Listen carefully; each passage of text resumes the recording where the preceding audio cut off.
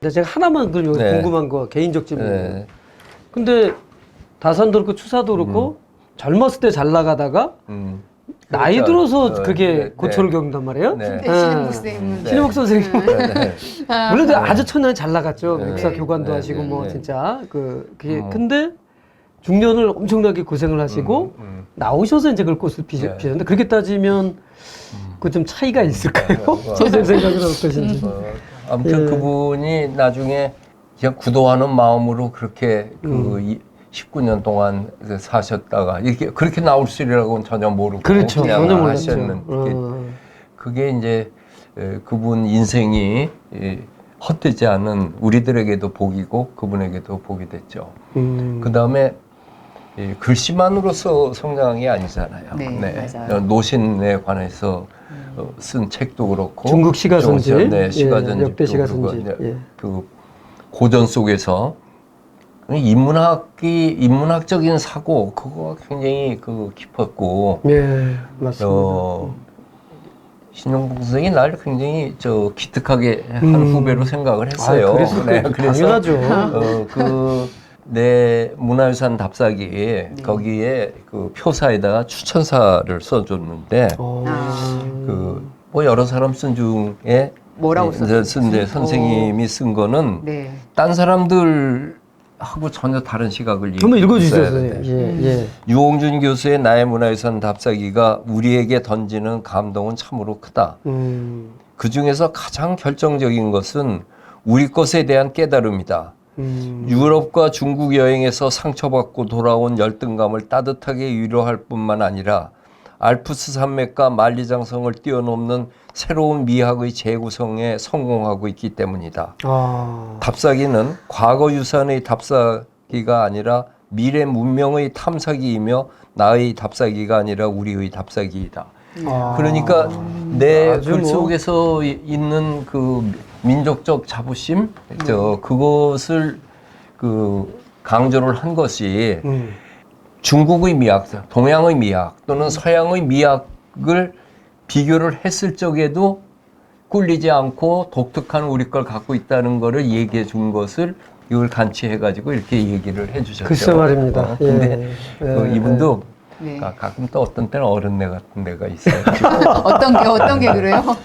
내 제주도 답사기에 그 연북정을 쓴데 신영복 선생의 글을 인용했어요. 근데 그거 말고 또 하나 있어요. 보면서 그때 누가 내가 유홍준 답사기에 나온다고 그랬더니 신영복 선생이 나는 2번 나온다고. 선생님 2번 인용했다고. 예. 아무튼 참 서로 좋아하는 선후배로 살아서 돌아가셨을 적에 중앙일보의 조사를 결국 내가 썼는데 그걸 글쟁이로 문사로 살면서 제일 쓰기 힘든 게 신문의 조사예요.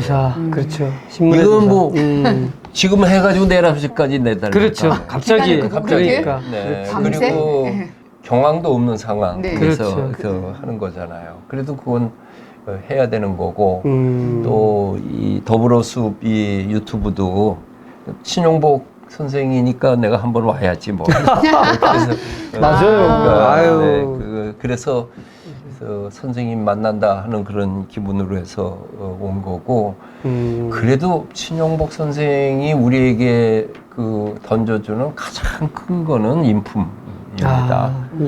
인품이고 그 다음에는 글이죠. 감옥으로부터의 사색에서 진짜 소설가 이호철 선생이 방세를 능가한다고 했죠. 실제 그랬어요. 그 정갈함이라고 하고 거기에서 이 선방의 죽비처럼 그냥 탁 우리 신금을 울리는 거는 수많은 사람들이 신영복 할 수 있는 감옥으로부터의 사색을 얘기했고 그리고 또 우리 역사 속에 이렇게 남았잖아요. 그 선생님은 그 사색을 3-4편밖에 하루에 안 봤다고 그렇게 쓰셨어요? 유홍준 선생님. 다른 분들은 막 이렇게 열심히 빨려 들어가는 건데 선생님은 아니었나 봐요? 아니 그걸 소화하느냐고. 그러니까요. 참 하나 읽었다고 다음으로 훌쩍 넘어가는 글이 아니잖아요. 맞습니다. 네. 맞습니다. 예. 선생님이 그 글 쓰실 때 그렇게 간결할 수 있었던 건 또 그거는 봉합엽서가 갖고 있는 네. 형식이에요.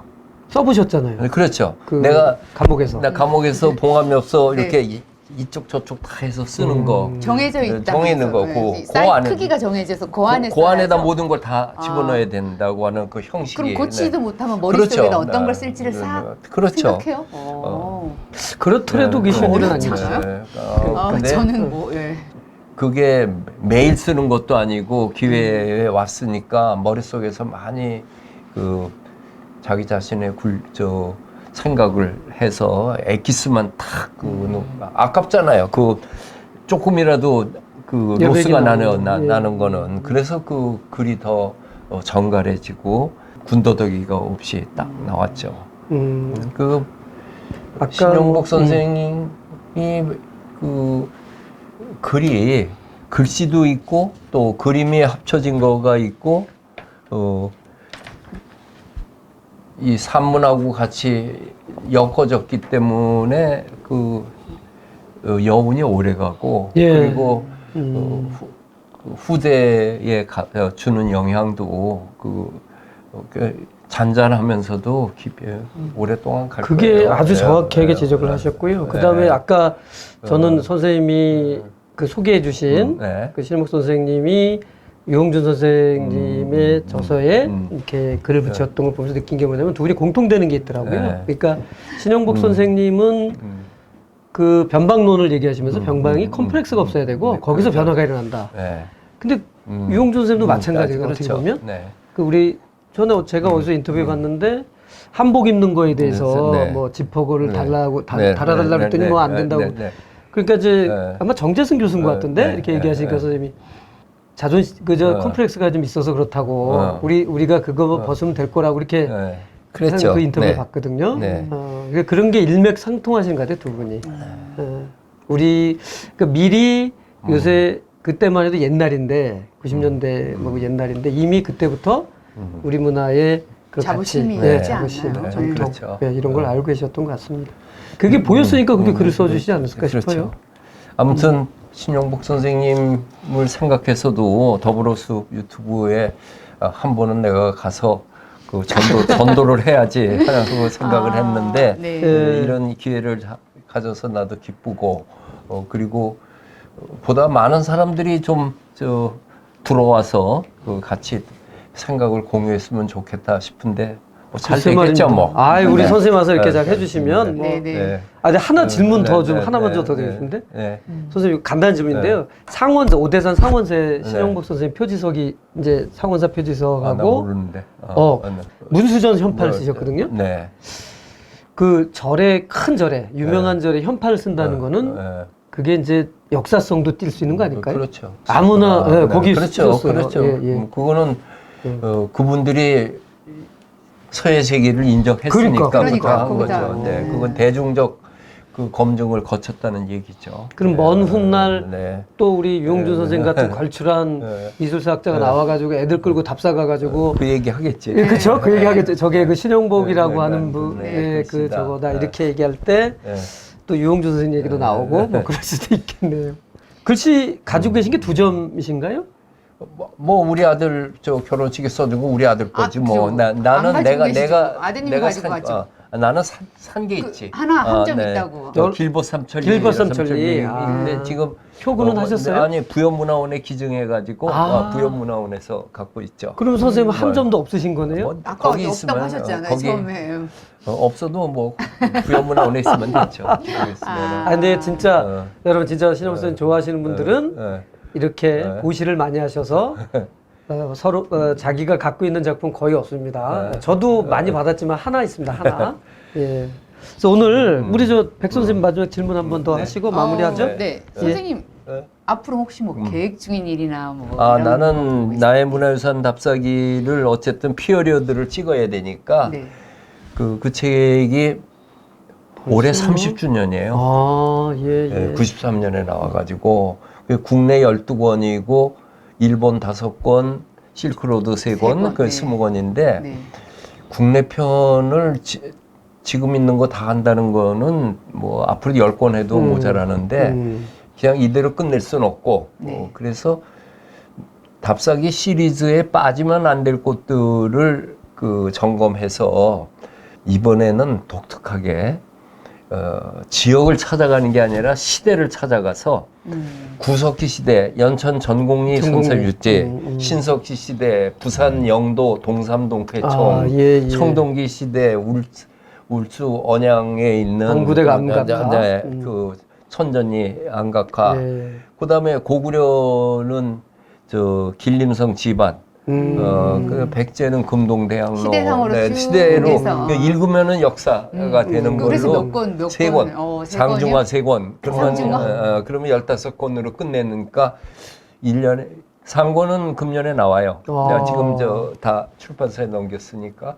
그러면 내년 후년에는 이제 다 상중화 졸업할 되겠네요? 네, 졸업할 것 같아. 그, 네. 선생님 체력을 잘 적어 비축하셔야 되겠어요. 네. 돌아다니시려면. 네. 예. 그러니까 하여튼 기대해 주시고 나는 뭐 아직 저 쌩쌩하니까. 자, 여러분. 네. 오늘 뭐 유영준 선생님 편입니다만은 아무래도 유영준 선생님이 신영욱 선생님 글씨에 대해서도 설명이 되실 거고 하는데 저희 더불어숲에서 만든 올해 달력입니다. 그래서 그 글씨체 한번 같이 보시자고 했고요.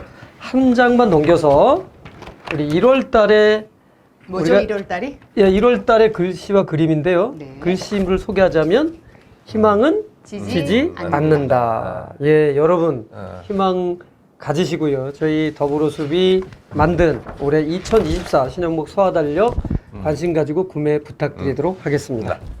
예, 자, 감사합니다. 예, 오늘 유영준 선생님 오랜 시간 인터뷰 응해주시는 고생 많으셨습니다. 덕분에 우리 신영목 선생님의 인품과 그분의 글씨와 그림이 갖는 미술사적 그리고 역사적 위상에 대한 알찬 내용을 우리 시청자분들께 전달하게 되어서 기뻤습니다. 다시 한번 바쁜 시간 내어 자리 마련해주신 유영준 선생님께 감사드리면서 오늘 인터뷰를 마치도록 하겠습니다. 선생님 감사합니다. 네, 감사합니다. 여러분 감사합니다. 네. 감사합니다.